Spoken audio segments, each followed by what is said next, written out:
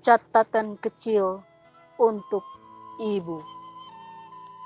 Pada pulang yang kesekian di pangkuanmu, wajahku menikmati helaan napas panjang, selembut angin empaskan letih. Perlahan, penuh kepastian, abdikan diri pada cinta. Di mata yang surga, cahaya kasih hantarkan keteduhan jiwa. Izinkan aku dihujani air matamu, alirkan setian merawat rindu. Muarakan segala alpa pada lautan kasih sayang, di mana hanya samudra renjana kuarungi. Tuntaskan segenap janji, menjaga keutuhan, menempa badai. Lila menjaga kami dalam senandung suci. Ajari aku menikmati sunyi, tawarkan luka dengan senyum. Setulus musim, saling menerima pergantian, sampai kembali menepati iklan. Oh, adakah tempat yang paling teduh selain di hatimu, Ibu? Pelangi Kata, 22 Desember 2018.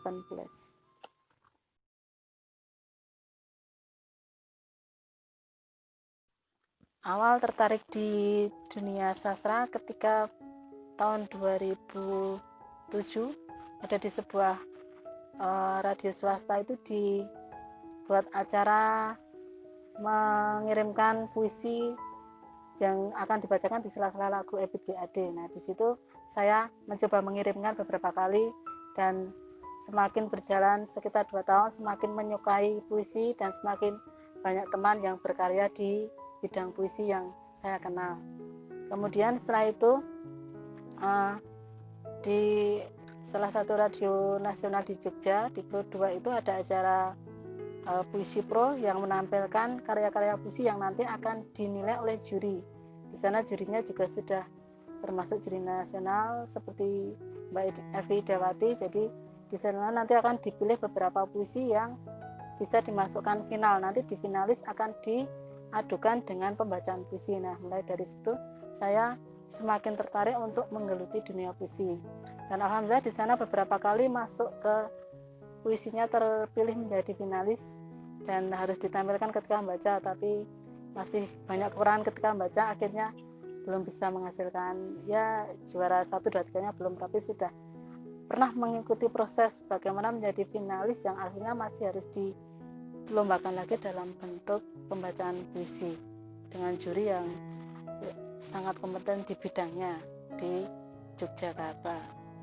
Kemudian untuk proses kreatifnya setelah itu sekitar sampai 2011 dilanjutkan, sempat vakum 2 tahun 2012-13 jarang menulis, tapi setelah itu kembali lagi menulis di tahun 2014 sampai sekarang.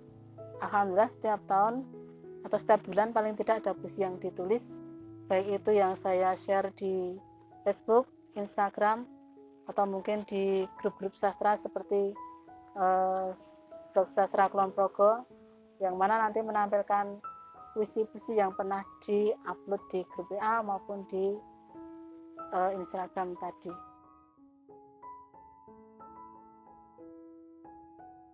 Selama perjalanan menggeluti dunia sastra sejak 2009 tepatnya, karena 2007-2008 masih awal proses, dan ketika berani mengeluarkan karya dalam sebuah buku di tahun 2009 sampai sekarang sudah ada beberapa antologi.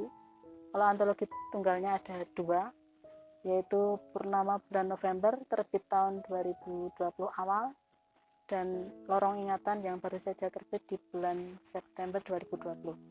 Untuk beberapa karya antologi bersama ada Cerita Hujan dan Bintang tahun 2015, juga Dalam Secangkir Kopi tahun 2016, dan Kedai Kopi Sastra di tahun 2019.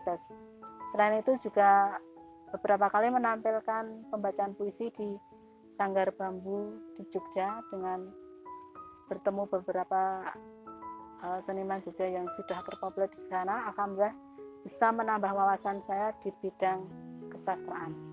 Untuk buku solo berjudul Purnama Bulan November, di sini buku ini merupakan hasil karya selama 2 tahun, yang mana di sini menceritakan banyak hal yang terjadi di bulan November, seperti kisah perjuangan dan mungkin beberapa kisah seperti ada keadaan bencana di Indonesia. Di situ saya ceritakan yang terrangkum di bulan November. Jadi menceritakan kejadian-kejadian di bulan November, yang utama kejadian yang bersifat heroik dan beberapa bencana di Indonesia. Kemudian untuk buku yang kedua, Lorong Ingatan, di sini buku yang berisi 10 tahun puisi, diawali dari tahun yang sekarang 2020, berjalan ke 2019, 2018, 2017 dan seterusnya. Tapi ada 2 tahun tadi vakum di 2013 dan 2012.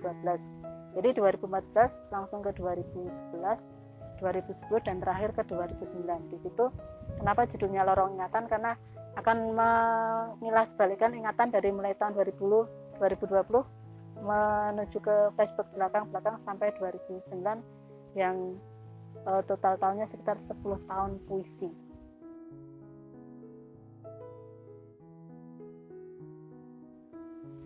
Harapan saya untuk dunia sastra kedepannya adalah dunia sastra mampu memberikan sumbangsih yang besar untuk dunia kependidikan secara umum, secara nasional maupun daerah. Dan saya sendiri mampu menampilkan karya-karya yang dapat membangun literasi Indonesia, baik literasi yang memberikan nilai budaya, pendidikan secara nasional, daerah maupun secara internasional. Dan kedepannya berharap saya mampu memberikan karya yang lain selain puisi seperti cerpen, dan harapannya juga novel. Semoga bisa tercapai ke depannya.